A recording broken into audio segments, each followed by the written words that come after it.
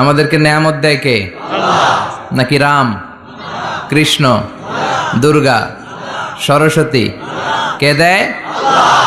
আল্লাহ বলে আমার নেয়ামতের শুকরিয়া করলে আমি নেয়ামত বাড়িয়ে দেব, নেয়ামত আমি বাড়িয়ে দেব। আমার জিকির করলে আমিও তোমাদের স্মরণ করব। ফাইন যাকারানি ফি নাফসি যাকারতুহু ফি নাফসি। আমার বান্দা যদি একা একা আমারে স্মরণ করে, আমি বান্দারে একা একা স্মরণ করি।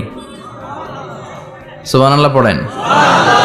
মাননীয় প্রধানমন্ত্রী যদি আমারে নিয়ে কথা কয়, ডোনাল্ড ট্রাম্প যদি আমারে নিয়ে কথা কয়, সৌদি বাদশাহ যদি আমারে নিয়ে কথা বলে, টাইমস ম্যাগাজিন যদি আমাকে নিয়ে নিউজ কভার করে, শাইখ আব্দুর রহমান সুদাইস যদি আমাকে নিয়ে ভাবে, ভাল লাগবে না? তো দুনিয়ার মানুষগুলো যারা উচ্চ পদস্থ, তারা যদি আমার কথা বলে, আমার খুব ভাল লাগে, আমার হৃদয়টা আনন্দে উদ্বেলিত হয়ে যায়। কিন্তু আল্লাহ আমাকে নিয়ে ভাবে, আল্লাহ আমার কথা স্মরণ করে, ওইটা নিয়ে আমরা চিন্তা করি না। চিল্লা এখন ঠিক কিনা? কি এক আল্লাহ পাইলাম, ওনার নামটা নিলে উনিও আমার নাম নেয়। একা একা নিলে একা একা নেয়, সবাইকে নিয়ে নিলে, বিশাল বড় মহাসমাবেশ করে যদি আমরা আল্লাহর স্মরণ করি, আল্লাহর নাম নেই, আল্লাহ বলে যাকারতুহু ফি মালাইন খায়রিম মিনহু, এর চেয়েও বড় মহাসমাবেশ আমি জান্নাতে ফেরেশতাদেরকে নিয়ে করে আমি ওই বান্দাকে স্মরণ করা শুরু করে দেই। আমার বান্দা যদি আমার দিকে এক বিঘত আসতে চায়, শেবের, এটাতে আরবিতে বলে শেবের, এক শিবের আসতে চাইলে আমি বান্দার দিকে এক হাত এগিয়ে যাই। বান্দা যদি আমার দিকে এক হাত এগিয়ে আসতে চায়, আমি বান্দার দিকে দুই হাত এগিয়ে যাই। ওয়া ইন আতানি ইয়ামশি আতাইতুহু হারবালা, আমার বান্দা যদি হেঁটে হেঁটে আমার কাছে আসতে চায়, আমি আল্লাহ আমার বান্দার কাছে দৌড়ে দৌড়ে যাই। কি এক আল্লাহ আমরা পাইছি। ফাযকুরুনি ওয়াশকুরুলি ওয়ালা তাকফুরুন, আমার স্মরণ করো, আমিও তোমাদের স্মরণ করব। এজন্য আল্লাহ বলেন শুকরিয়া করো, নেয়ামত বাড়িয়ে দেব। কেউ আমাদেরকে নেয়ামত দেয় না, কেউ আমাদেরকে সুস্থ রাখতে পারে না, কেউ আমাদের মনের আশা পূরণ করতে পারে না, একজন ছাড়া। চিৎকার করে বলতে হবে, তিনি কে? আর যদি নেয়ামতের শুকরিয়া না করো, তাহলে জেনে রেখো আমার শাস্তি বড় ভয়ঙ্কর। আল্লাহর শাস্তির ব্যাপারে ভয় প্রত্যেক মুমিনের অন্তরে থাকার দরকার আছে না নাই? তুফান যখন আমরা দেখি, জলোচ্ছ্বাস যখন দেখি, ভূকম্পন যখন দেখি, থান্ডার বজ্রপাত যখন দেখি, তখন বোঝা যায় যে প্রাকৃতিক দুর্যোগ, ন্যাচারাল ক্যালামিটি, ক্যাটাস্ট্রফি কত ভয়ঙ্কর হতে পারে।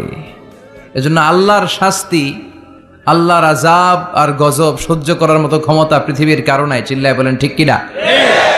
এজন্য শুকরিয়া করতে হবে কার? করলে লাভ না লস?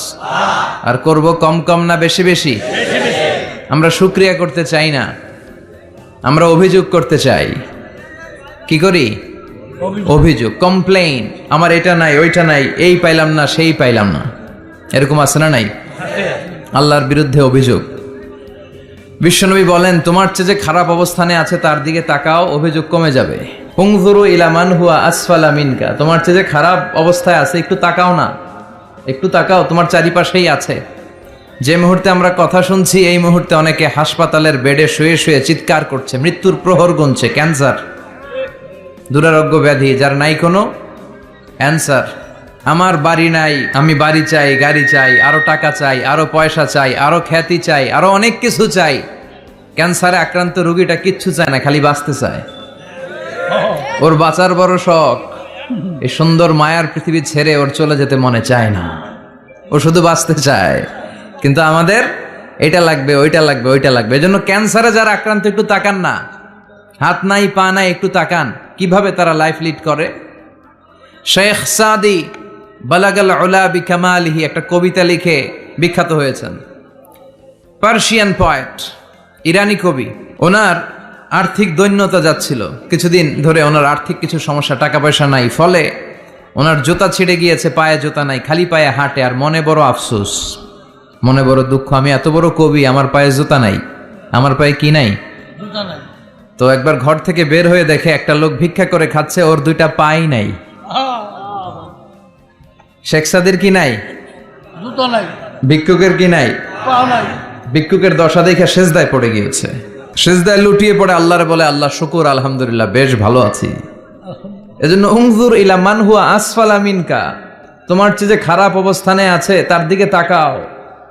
ঋণের বোঝা কাঁধে এত বেশি, প্রতিদিন বাড়িওয়ালা এসে তাড়া করে, ভাড়া দিতে পারে না, এরকম লোক আছে না নাই? গ্যাসের বিল দিতে পারে না, বিদ্যুতের বিল দিতে পারে না, স্ত্রীকে একটা শাড়ি কিনে দিতে পারে না, বাচ্চাদের 3 মাসের 4 মাসের বেতন ভাড়া জমা হয়ে আছে, দিতে পারে না। কত সুখে আছি আমরা, কত শান্তিতে আছি আমরা, শুকুর গুজার হতে চাই না, শুধু অভিযোগ আর অভিযোগ। আল্লাহ বলে অভিযোগ বাদ দিয়ে দাও। বিশ্বনবী বলেন তোমার চেয়ে যে খারাপ অবস্থানে আছে একটু ওইদিকে তাকাও, তাহলে দেখবে তুমি অনেক ভালো আছো। এজন্য সব সময় সুখে দুঃখে সর্বাবস্থায় আমরা প্রশংসা করব একজনের, তিনি কে? আর প্রশংসা করলে নেয়ামত বাড়ায় দেয় কে? আর প্রশংসা না করলে শাস্তির জন্য অপেক্ষা করতে হবে। যাহারাল ফাসাদু ফিল বাররি ওয়াল বাহরি বিমা কাসাবাত আইদিন নাস। জলে স্থলে যে জলোচ্ছ্বাস, ভূমিকম্প, অগ্নিকাণ্ড, খরা, দুর্ভিক্ষ এগুলো চলে, এই মহামারী, নানা ধরনের নতুন রোগ, এগুলো আমাদের হাতের কামাই। এগুলো কি আমাদের হাতের কামাই। আমরা যদি আল্লাহওয়ালা হয়ে যাই, আল্লাহর জামিনে যদি আল্লাহর দিন কায়েমের চেষ্টা করি, আল্লাহর দেয়া কোরআন অনুযায়ী যদি জীবন চালাই, আমাদের জীবনটারও শান্তিময় করে দিবে কে? আমাদের ধর্মের নামই তো শান্তি। ধর্মের নাম কি? ইসলাম। ইসলাম মানে কি? বিশ্বনবী রাজা বাদশাদের কাছে যখন চিঠি লিখতেন, তিনি প্রথমে শান্তির কথা শোনাতেন। সুবহানাল্লাহ পড়েন। দেখেন কত সুন্দর ধর্ম। আর আমাদেরকে ওরা শান্তি শিখায়, আমাদেরকে মানবাধিকার শিখায়, মানবাধিকারের কথা, শান্তির কথা মানায় একজনের মুখে, তিনি হচ্ছেন মুহাম্মদ সাল্লাল্লাহু। গোটা বিশ্ব তার কাছে ঋণী, তার কাছে কৃতজ্ঞ। তিনি শুধু দিয়েছেন, নেন নাই। সুবহানাল্লাহ পড়েন। তিনি বলেছেন সালামুন আলা মানিত্তাবা আল হুদা। যাদের কাছে বিশ্বনবী চিঠি পাঠাতেন তিনি লিখতেন সালাম, মানে শান্তি।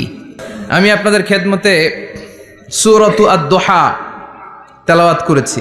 এই সূরাটা মুখস্থ আছে না অনেকের? কমন একটা সূরা, প্রায় আমরা সালাতে পড়ি, মক্তবেই তো এগুলো শিখে ফেলছি, ঠিক কিনা? তো এই যে সূরাটা খুব বেশি পড়া হয়, খুব বেশি শোনা হয়, আসলে এই সূরায় আল্লাহ কি শিক্ষা কর্মসূচি আমাদেরকে দিলেন জানার দরকার আছে না নাই? আসেন আজকের এই চমৎকার রজনীতে আমরা সূরাতুদ দুহার আলোকে কিছু কথা শুনি। এটা কোরআনের একটা মোটিভেশনাল সূরা। কি সূরা? মোটিভেশনাল। আমরা প্রায় এই শব্দটা শুনি না, মোটিভেশন। মোটিভেশন, অনুপ্রেরণাদায়ক সূরা। আপনার মন যখন খারাপ তখন এই দুইটা সূরা পড়বেন, দোহাও পড়বেন, সূরাতুল ইনশিরাহও পড়বেন। ইযা ইশতাদ্দাত বিকাল বালওয়া ফাফাক্কির ফি আলাম নাশরাহ ফাইন্নাল উসরা বাইনাল ইউসরাইনি ইযা ফাক্কারতাহু ফাফরাহ। আল্লাহ বলেছেন ফাইন্নামা আল উসরি ইউসরা, কষ্টের পরেই আছে সুখ। কষ্টের পরেই আছে সুখ। আমাদের জীবনে সুখ বেশি, কষ্ট কম। কয়দিন না খেয়েছিলাম, কয়দিন বিপদে পড়ছি, কয়দিন ডাকাইতে ধরছে, 1 মাসের মধ্যে অসুস্থ থাকি কয়দিন আর সুস্থ থাকি কয়দিন, এটা হিসাব করে না। অসুস্থ যে ছিল খালি এটা খেয়াল রাখে, আছে না নাই? তার মানে ইন্নামা আল উসরি ইউসরা, দুঃখের পরে আছে সুখ। মোটিভেশন, প্রাণটা আবার উদ্বেলিত হয়ে ওঠে। তাই তো, আসলেই তো দুঃখের পরে সুখ। এজন্য কষ্ট যখন পাবেন, অসুস্থ যখন হবেন, ওইখানেও আনন্দ করবেন, কারণ সামনে আরাম আসতেছে। সুবহানাল্লাহ পড়েন। মুমিনের হারাবার কিছু নাই, দুঃখ পাওয়ার কিছু নাই।